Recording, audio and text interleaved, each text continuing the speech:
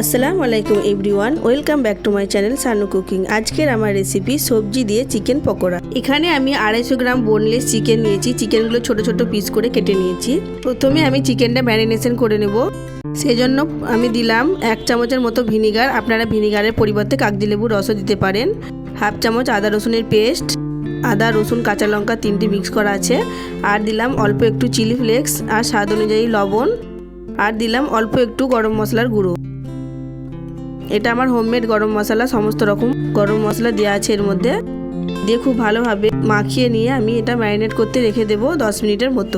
আপনাদের কাছে সময় থাকলে 15-20 মিনিট রাখতে পারেন। 10 মিনিট পর ফিরে এলাম। চিকেনটা দেখুন। এবার দিয়ে দিলাম আমি কুচি করে রাখা বাঁধাকপি, স্লাইস করে রাখা মিডিয়াম সাইজের 2টো পেঁয়াজ, আর দিলাম অল্প একটু গাজর কুচি। আপনারা আরও সবজি এর সঙ্গে অ্যাড করতে পারেন, আমি এই 2টো সবজি অ্যাড করলাম। এবার দিয়ে দিলাম অল্প একটু হলুদের গুঁড়ো, লঙ্কার গুঁড়ো দিয়ে খুব ভালোভাবে হাত দিয়ে মিক্স করে নেব আমি।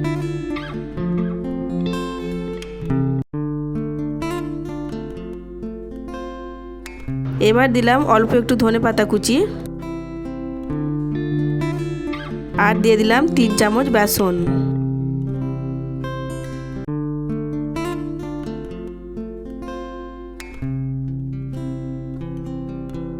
আর পকোড়াটা একটু মুচমুচে করার জন্য এখানে আমি দিলাম অল্প একটু চালের গুঁড়ি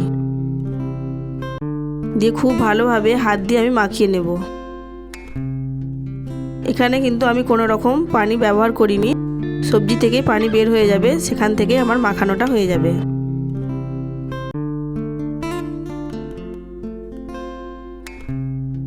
এবার দিলাম অল্প একটু কাঁচা লঙ্কা কুচি।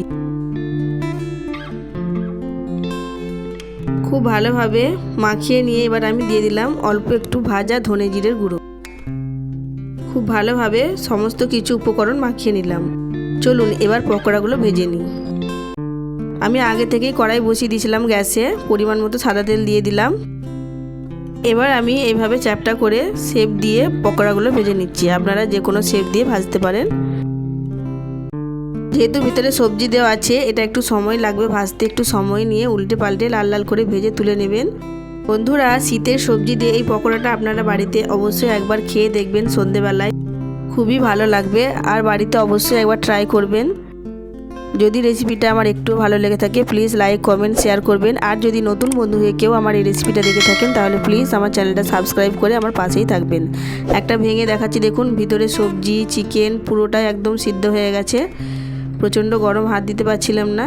এতে খুবই টেস্টি হয়েছিল। আজ তাহলে আসি বন্ধুরা, ফিরে আসবো নতুন একটা ভিডিও নিয়ে। ততক্ষণ সবাই ভালো থাকবেন, সুস্থ থাকবেন, আর আমার জন্য দোয়া করবেন। আর হ্যাঁ, আজকের রেসিপিটা কেমন লাগলো প্লিজ কমেন্টে এসে জানাবেন। আল্লাহ হাফিজ।